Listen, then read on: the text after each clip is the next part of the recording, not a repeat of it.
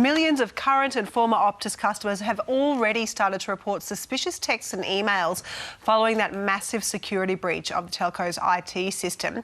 Alastair MacGibbon is the former head of the Australian Cybersecurity Centre. He also served as Special Advisor to the Prime Minister on cybersecurity, and he is now the Chief Strategy Officer at CyberCX. He joins us now from Sydney. Morning, Alastair. Morning, Madeline. First of all, I would just like to get your tips about what not just Optus customers, but all of us can be doing for better cyber hygiene. Yeah, well, as you say, this is for everyone, not just people that are Optus customers. There are probably 5 key things that people should be doing. The first is to be hyper-vigilant about phone calls from people or text messages from people, particularly from unknown numbers. That's important because, of course, we've all been receiving these calls in the last couple of years and texts, and that will increase over time. The second is that just because a person knows something about you that's in a communication, again, whether it's from an email or a text message to you or a phone call, it doesn't mean they actually know you. With this extra information that has been stolen from Optus, this will give better fidelity to criminals as they try to scam us. So just be extra cautious. The third tip is that if you're in any doubt whatsoever, if you're in a telephone call with a person, if you're receiving text messages and you're in an exchange with them and you just start, that little red flag appears in your head, terminate the communication, look up the number online or the way to communicate with the company online. So, for example, if they're purporting to be from Optus, look up the Optus number and give them a call. Re-establish the communications on your terms. The fourth tip is this. If you are asked by a person to read out the code that has just been sent to you from your bank on your phone, or if you've got some form of token from work and a person asks you, quickly read out that code to me, never do that. That's essentially giving away the keys to your accounts and will allow an attacker to get in. And the fifth tip is that if you get any notifications at all that there's suspicious activity on any of the accounts you operate, whether it's your superannuation, your bank, your telecommunications provider, your electricity provider, jump on it straight away by, again, looking up the number of that institution on the internet and give them a call. Rather than responding to that message. Those are some really, really great, important tips for all of us. Just specifically to Optus, would you be changing your driver's licence number, even if you haven't been contacted by Optus, to say that it's in potential breach? It's a great question. We know up to 10 million people's information has been lost and probably 3 or so million people's driver's licences potentially compromised. And as you know, driver's licence numbers stay with you for life. I was about to give you mine, which has been with me for nearly 30 years.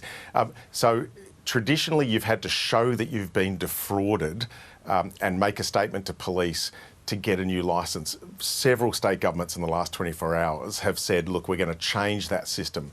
RTAs and road services around the country haven't always been the most modern services. They're starting to look at how they can reissue licence. So the short answer is, look, if you have been told by Optus that your driver's licence number has been compromised, wait till you've been told, then absolutely go and get a new one. OK, thank you. This is a really fast-moving story. I want to ask you about a couple of other matters. So the Cybersecurity Minister has said that this was an unsophisticated attack. The Optus CEO has pushed back at that. What is your interpretation of it? Well, with the information that we've seen to date, there's a pretty strong consensus in the cybersecurity community that this was not a sophisticated attack and that the Minister is right. Now, I just need to put some clarity on that. Computer systems are complex beasts. Sophisticated attacks can happen and information can be stolen, but sometimes you can leave systems open. And what appears to be the case in this matter, and look, it's a story that just keeps giving, it unfolds really rapidly over the last week, is that Optus has probably left a system exposed to the internet without the correct security on the front end of it.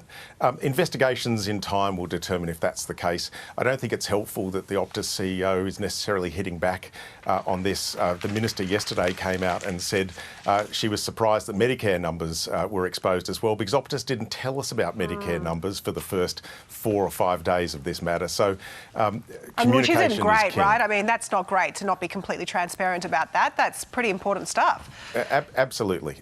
Can I just ask you what you make of the self-proclaimed hacker yesterday, posting 10,000 details and then appearing to freak out and apologise and say, oh, I'm not going to do it, I apologise to Optus, I apologise to the customers. Do you think that that is credible? Madeline, I've spent about 30 years dealing with criminals. I don't trust them. So I'd like to think that this criminal has suddenly found goodness and light and decided the heat was too much and I'm deleting all of these 10 million details. I'm a bit more suspicious than that. I think there's a few other scenarios that may have happened. One, someone may have paid the ransom. And therefore the attacker has taken down the information. Someone may have bought the information and therefore the attacker has taken it down. Or the attacker has decided there's a bit too much heat, I'm going to keep this information and work out a different way to monetise it. I just don't buy the fact that they have stolen all this information, gone online, demanded ransoms, released 10,000 plus details just yesterday, and then found the path of righteousness and decided to delete it all. It just sounds too good to be true. It did sound too good to be true, didn't it? All right, Alastair MacGibbon, thanks so much for sharing your expertise with us this morning. Thanks.